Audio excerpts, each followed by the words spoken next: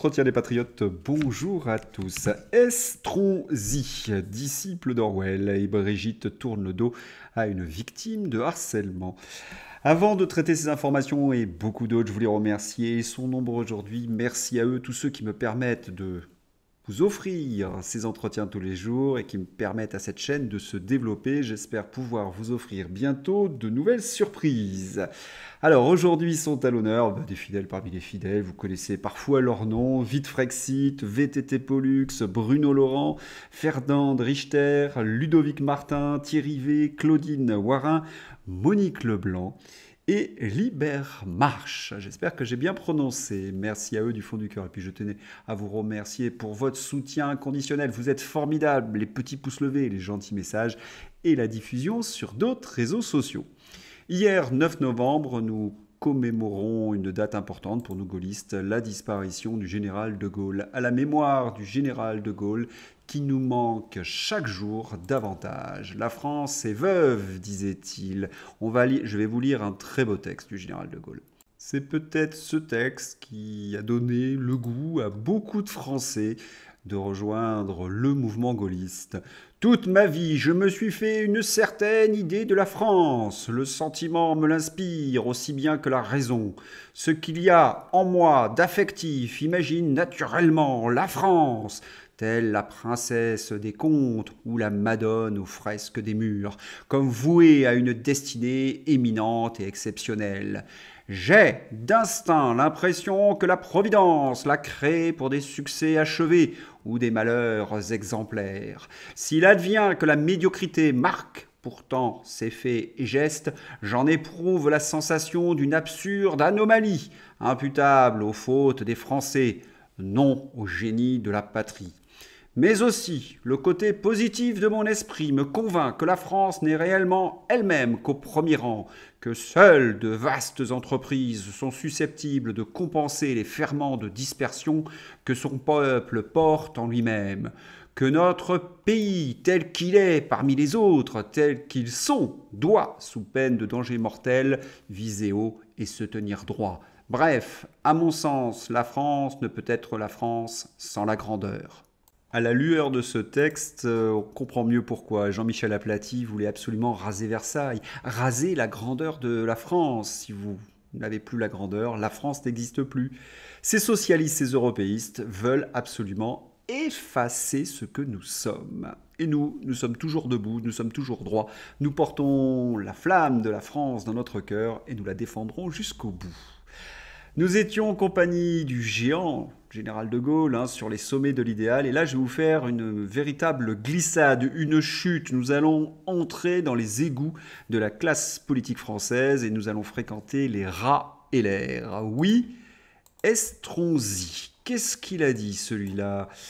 Eh bien, il est un véritable disciple d'Orwell. Christian Estronzi, la première des libertés, c'est la reconnaissance faciale. La première des libertés, c'est la reconnaissance faciale ? Pour que les individus les plus dangereux puissent être suivis 24 heures sur 24. Orwell n'aurait même pas imaginé ça. La première des libertés, c'est la reconnaissance faciale, ose dire Estronzi ce jour. N'oublions pas que le même Estronzi a vanté le traitement Raoult dont il a bénéficié avant de le lâcher honteusement et de défendre l'apartheid. Puis que le même Estronzi installé dans sa ville des caméras qui vous parlait et vous demandait de mettre un masque. Oui, il faut destituer toute cette clique. Oui, il faudra un jour nettoyer ce cloaque, ces écuries d'Augias d'Emmanuel Macron à la ratatouille niçoise. Vous imaginez qu'il a été capable de nous mettre une phrase qui pourrait être dans cette énumération: la guerre c'est la paix, la liberté c'est l'esclavage, l'ignorance c'est la force, et la première des libertés c'est la reconnaissance faciale. C'est-à-dire que même sur le plan syntaxique, on reconnaît Orwell. Vous imaginez qu'il est en train de nous dire que la première des libertés, c'est d'être surveillé par des gens comme lui. C'est plus qu'inquiétant quand même. Et vous remarquez également qu'ils sont en train de vider, comme l'avait affirmé Orwell, le sens des mots. Ils sont dans l'inversion des définitions. C'est un des principes d'ailleurs totalitaires. Alors, sur cette chaîne, on a souvent dénoncé l'inversion accusatoire, l'inversion des valeurs, et maintenant ils sont dans l'inversion des définitions. Ils ont bien toutes les caractéristiques d'un système totalitaire.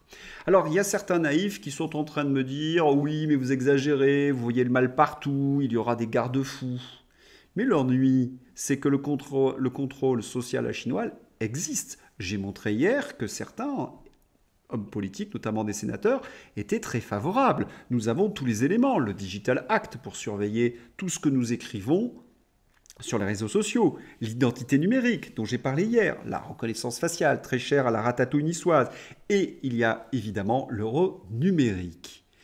Et ceux qui m'expliquent oui mais ils n'iront pas jusqu'au bout, etc., eh bien on va leur donner l'exemple de ce qui se passe déjà aujourd'hui. Les opposants à la politique d'Emmanuel Macron sont ni plus ni moins persécutés. Alice Cordier, qui est porte-parole du groupe Némésis. Vous êtes nombreux à nous demander de quelle banque il s'agit. Je ne souhaitais pas communiquer le nom de peur que cela se retourne contre nous et que la banque subisse une vague de harcèlement. Ah, j'entends des voix et certains me disent que lorsqu'un compte est clôturé par une banque, c'est que la personne est dans le rouge ou l'association qui ne respecte pas ses engagements financiers. Non, ce n'est pas de cela dont il s'agit, c'est bien un délit d'opinion. Après plusieurs années sans aucun souci financier, continue Alice Cordier, nous n'avons jamais eu de problème, nous n'avons jamais été dans le rouge, se souvient la jeune femme. Les militantes ont senti le vent tourner brusquement. À l'époque, le collectif change de présidence. Les militantes s'empressent alors de notifier cette nouvelle nomination à leur conseiller bancaire, comme le veut la réglementation. À ce moment-là, ils se sont replongés dans nos statuts. Ils ont redécouvert notre collectif, nos actions militantes et notre ligne. Ils ont alors réalisé qu'ils avaient le diable chez eux, ironise tristement la porte-parole. Depuis, les relations entre le collectif et la banque se refroidissent. Conseiller injoignable, difficulté pour obtenir une nouvelle carte bancaire, questions pressantes sur les donateurs. On trouvait tout cela de plus en plus étrange jusqu'à ce qu'ils nous annoncent finalement la clôture de notre compte, rapporte la militante. Pour Alice Cordier, cette décision est loin d'être motivée par des enjeux financiers. C'est une question d'opinion, nous assure-t-elle. Ils ne veulent pas héberger d'associations identitaires ou de partis politiques de droite. Oui, nous avons de très nombreuses illustrations que des patriotes ont été persécutés par des organismes financiers, du Rassemblement national d'ailleurs, jusqu'à Vincent Lapierre. Cela devient une pratique courante. Hier, Emmanuel Macron était où déjà? Je me souviens plus. N'hésitez pas à revoir mon émission, donc mon entretien d'hier pour avoir la réponse. Et puis, cette identité numérique, vous le savez, peut permettre de mettre en place des passes sanitaires. D'ici 2028, nous dit Melinda Gates, l'ex-femme de Bill Gates, plus de 500 millions de personnes supplémentaires disposeront d'une identité numérique qui leur permettra d'accéder plus facilement aux opportunités d'emploi et d'éducation, ainsi qu'aux services financiers, aux soins de santé et aux programmes gouvernementaux. Elle évoque aussi la santé, passe sanitaire, tout est dit.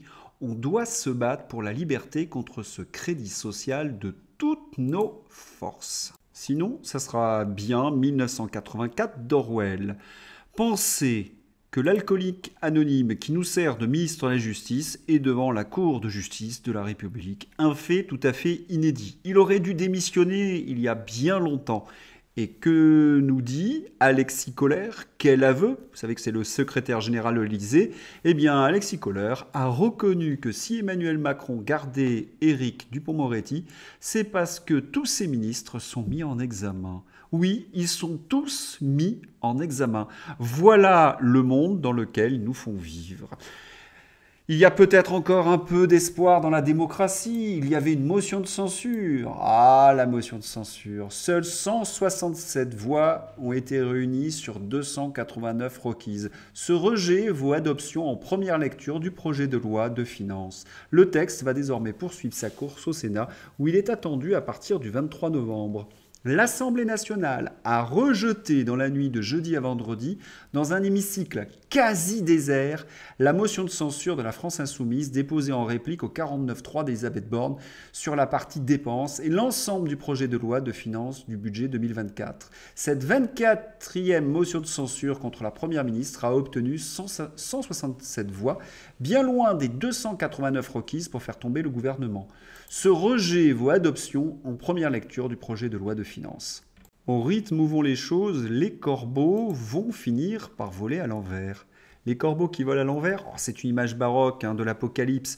À partir du moment où les choses deviennent inversées, eh bien les oiseaux finissent par voler à l'envers. Vous avez un ministre de la Justice qui est devant la Cour de justice de la République, vous avez des députés qui ne respectent pas le mandat de leurs électeurs, qui ne sont pas dans l'hémicycle. Où sont-ils, ces députés? Oui, les corbeaux vont finir par voler à l'envers. Et que dire lorsqu'on lit ce genre de choses, des mamans louves? Vous savez, c'est ce collectif de mamans qui essaie de défendre les enfants, les loupés de l'éducation sexuelle. Voici encore des enfants en classe de CM1 à qui on a expliqué certaines choses sur la sexualité. Je ne vais pas vous lire tout cela, c'est tout à fait déplacé. Merci au JDD pour cet article, avec encore des témoignages de parents de victimes, d'enfants traumatisés par ces séances. Normalement, comme l'indiquent les pratiques sexuelles, elles sont réservées aux adultes, pas aux enfants. Les corbeaux volent véritablement à l'envers. Et que dire, parfois, les corbeaux sont au milieu des classes, quand la propagande déraille. Ça donne cette séquence terrible où Brigitte Macron tourne le dos à une victime de harcèlement et Borne finit par rigoler. L'ordre de la maltraitance carbure au mépris. Je vous mets l'extrait, bien évidemment, dans ma description. Alors, nous assistons à une forme de comédie où l'enfant commence son témoignage de harcèlement.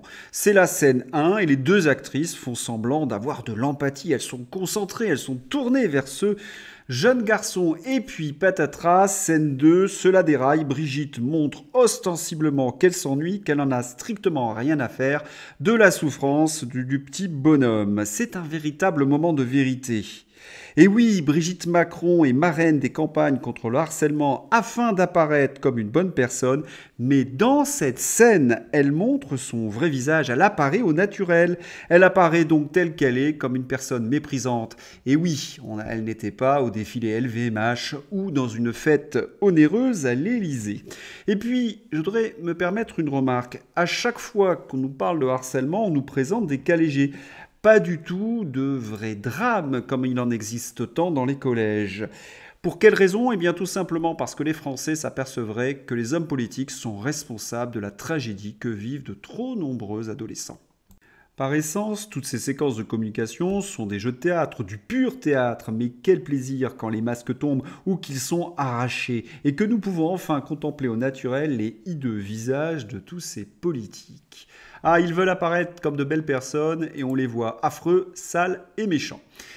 Je vous ai parlé la semaine dernière de l'avant-première de Sound of Freedom à partir de la critique, l'immonde critique de l'Aberration qui a qualifié le film de complotiste. C'est quand même assez exceptionnel. Tous les hommes de bien, normalement, devraient défendre le film puisqu'il nous montre des policiers arrachant des enfants de trafiquants. Eh bien non, pour l'Aberration, c'est insupportable. Lorsqu'on parle que les corbeaux volent à l'envers, nous en avons encore une illustration. Donc, si vous allez voir le film, n'hésitez pas à me dire ce que vous en avez pensé. On va revenir sur la période de la pandémie. Europe Vaccine et puis Pfizer lui-même nous explique combien de temps il faut pour fabriquer un vaccin. Coucou tous ceux qui se sont fait pchout, voici les étapes d'un vaccin que même Pfizer confirme par son point de presse.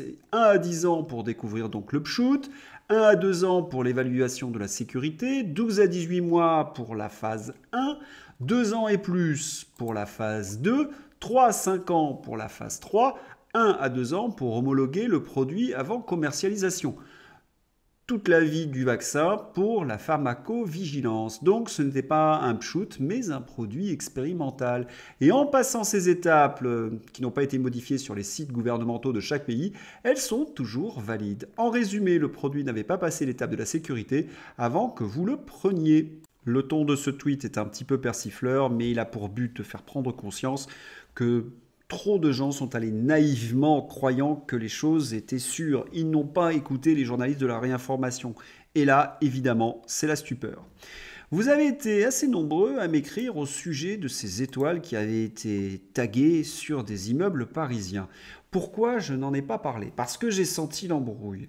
En effet, lorsqu'il y a des tags antisémites, ils sont à la bombe, il y a des fautes d'orthographe, il y a des insultes. Là, c'était, comment dirais-je, trop bien fait. Cela sentait, comment dirais-je, le côté un peu professionnel. Alors, les médias nous ont expliqué que c'était un coup des Russes. Oui, ils ont osé.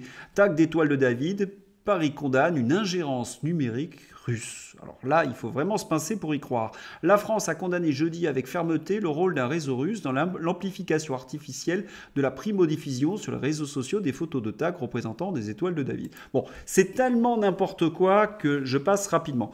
La réalité, elle est tout autre. Vous êtes peut-être au courant. L'action à Paris a été menée par l'organisation de la communauté juive européenne Bouclier de David. Elle n'avait pas pour but d'offenser ou de blesser. Étoile de David taguée à Paris pour le commanditaire présumé, l'action avait pour but seul d'inspirer et de soutenir les Juifs d'Europe. Voilà, ça a été instrumentalisé, hélas.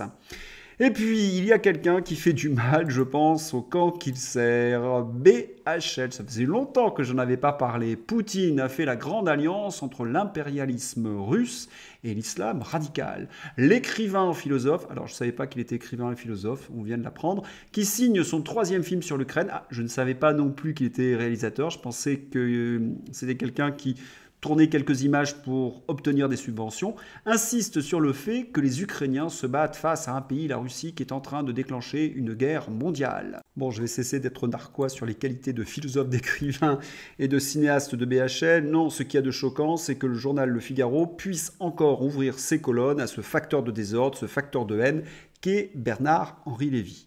À chaque fois qu'il y a un groupe terroriste, BHL est derrière. Les talibans en Afghanistan, les Pashtuns, BHL. Ah, il prétendait d'être avec Massoud. Pur mensonge. En Libye, à côté des factieux intégristes, BHL. Les terroristes de l'Outcheka au Kosovo, BHL. Et que dire de l'Irak et des autres théâtres américains. C'est-à-dire que BHL systématiquement a défendu les intérêts américains lorsqu'ils ont mis le feu à la planète. Et il accuse la Russie. Encore une fois, on appelle cela une inversion accusatoire. Car la réalité, c'est que la Russie et la Chine en ce moment sont plutôt des forces de stabilisation. Poutine, l'alliance entre Moscou et Pékin, un facteur de stabilisation de la situation internationale. J'en veux pour preuve que le président russe et le président chinois ont appelé un cessez-le-feu avant tout le monde à Gaza et à des négociations.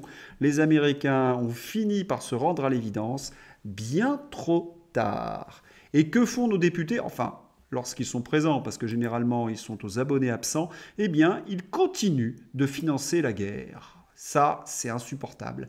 Hier soir, les députés français ont voté 200 millions d'euros supplémentaires pour l'Ukraine de Zelensky.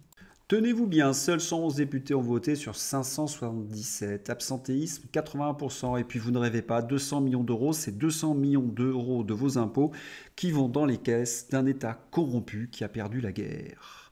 Hallucinant. Tiens, puisqu'on est dans les choses édifiantes, LCU. Qu'est-ce qu'il est arrivé sur LCU? Qu'est-ce qu'il est arrivé à nos spécialistes militaires? On avait connu les résistants de la dernière heure, et bien maintenant, il y a les savants de la veille. Les boussoles qui indiquent le sud et surtout le sol. Pierre Servant arrive sur le plateau sans rougir et nous explique qu'il avait prévu l'échec de la contre-offensive. Oui, c'était le même qui nous expliquait au mois de février-mars que les régiments formés par l'OTAN allaient tout changer, allaient bousculer l'armée russe. Là, c'est au-delà du réel. Et puis, nous apprenons, toujours dans le milieu du journalisme, comme nous dit Massé Scarron-Joseph, que la question n'est pas anecdotique. Mais alors, quelle question?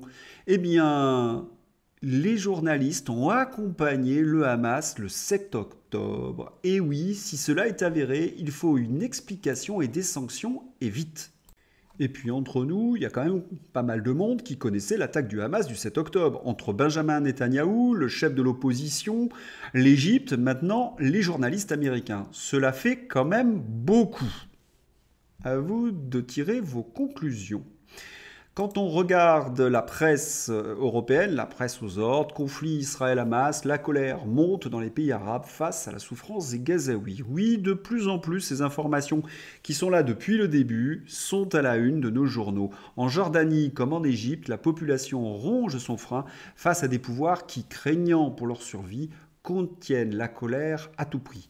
Il faut savoir également qu'au Liban, la population, quelle que soit la confession, chrétien ou musulman, sont en train de se réunir dans une critique unanime de la politique de Benjamin Netanyahou.